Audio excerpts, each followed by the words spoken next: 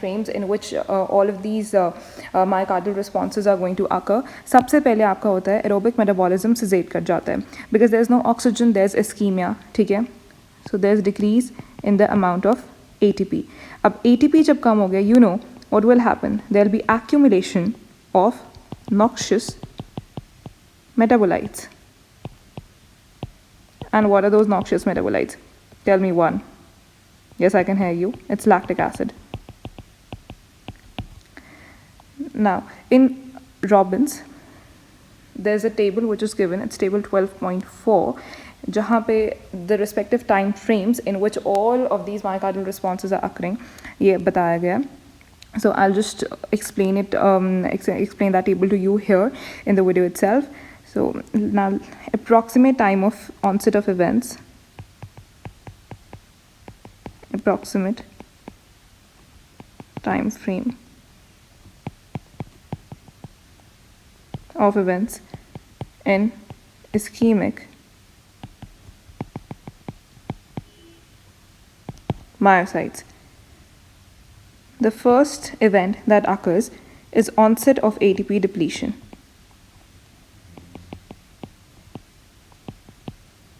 This onset of ATP depletion occurs in seconds. The second thing that happens is loss of contractility. Please excuse the bell. Is loss of contractility, and this loss of contractility occurs within 2 minutes. Then the third thing that happens is ATP is reduced. Now, so the ATP is reduced to 50% of normal in 10 minutes, and it's reduced to 10% of normal within 40 minutes. So the fourth thing that occurs is अब irreversible loss हो जाएगा. अभी तक जितना आपने पढ़ा था, this your onset of ATP depletion. I don't know what has happened to my laser pen. Yeah, so the onset of ATP, excuse me. Yeah, so the onset of ATP depletion, loss of contractility, and ATP is reduced to 50% of the normal and 10% of the normal. ये जो सारे factors थे आपके, this is reversible injury. All right. Now we are proceeding to irreversible injury. Irreversible injury हो जाती है within 20 to 40 minutes. And the final step, the final sequelae, it's microvascular injury.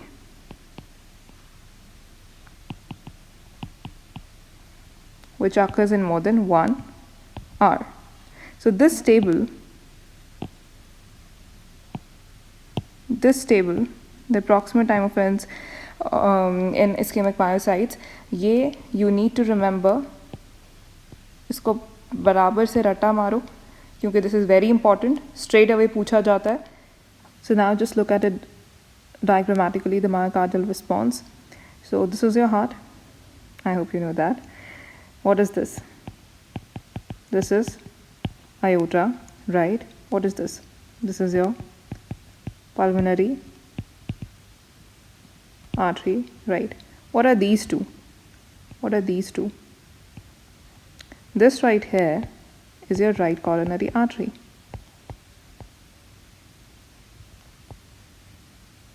And this one is your left coronary artery.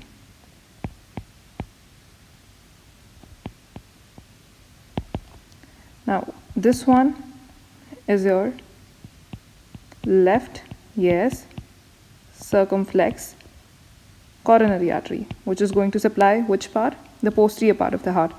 And this one is your left anterior descending coronary artery. So the area of interest that we are going to study is this area.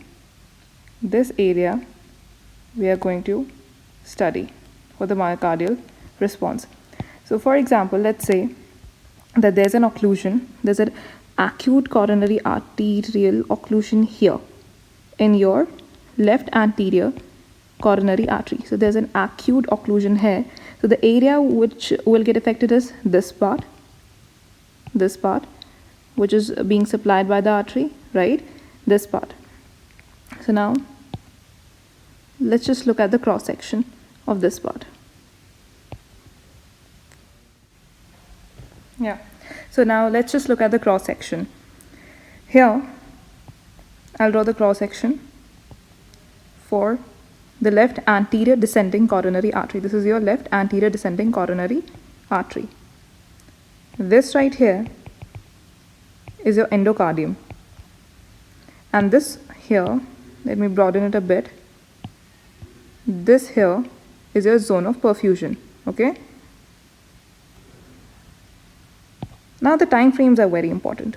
अभी आपका ये left anterior descending coronary artery occlude हो चुका है, but just look at it. At 0 hour, the perfusion is good. Now,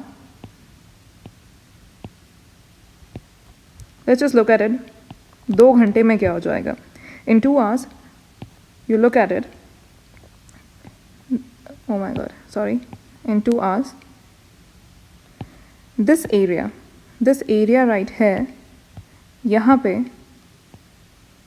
पे you are going to notice there's necrosis. There's a zone of necrosis, but that zone is narrower. It's not a complete zone. The zone is narrower. Zone of necrosis. And then at 24 hours क्या हो जाएगा? Please excuse my drawing skills. So at 24 hours, oh yeah, this is the occluded artery. So at 24 hours, you will notice that the area, the zone of perfusion, has completely turned into a zone of necrosis. So this is a zone of necrosis. Now, so this is the zone of necrosis.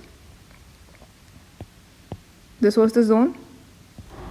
Now you can see. So this is the myocardial response that you have to grasp. Now let's just move on ahead. The kind of necrosis, this concept is very important. The kind of necrosis,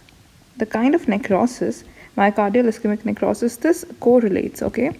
This correlates with the location of your artery, and this correlates with the nature of occlusion. On the basis of this, we have 2 kinds of infarcts. You may have a transmural infarct, or you may have a non-transmural infarct. Non-transmural. Transmural क्या होता है? कि your complete vessel is getting involved. ठीक है? पूरा vasculature, पूरा उसका diameter, all of it is getting involved. Non-transmural होता है, a part of it is getting involved. Now, these are this one. First of all, let's start off with your left anterior descending branch, which is this one. For example, there's a permanent occlusion of this one, of left anterior one. So when there's a permanent occlusion of the left one, तो आपका ये वाला जो area है, all of this area,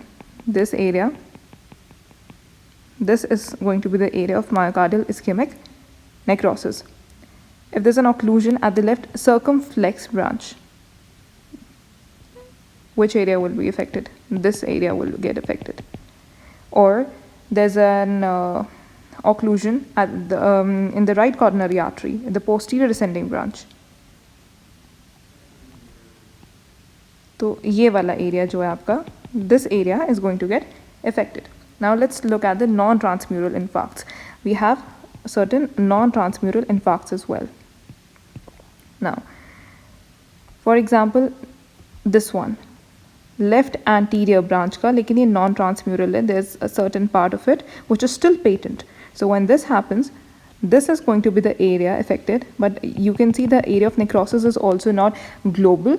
ये थोड़ा सा है. यहाँ पे you can see it's complete. Here it's incomplete. All right, you call it as regional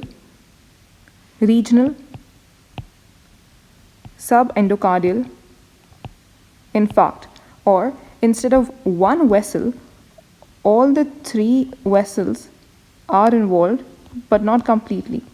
They're involved transiently. So what is going to happen? There'll be circumferential, you call it as the circumferential subendocardial infarct, which is going to affect this area, this much. Okay?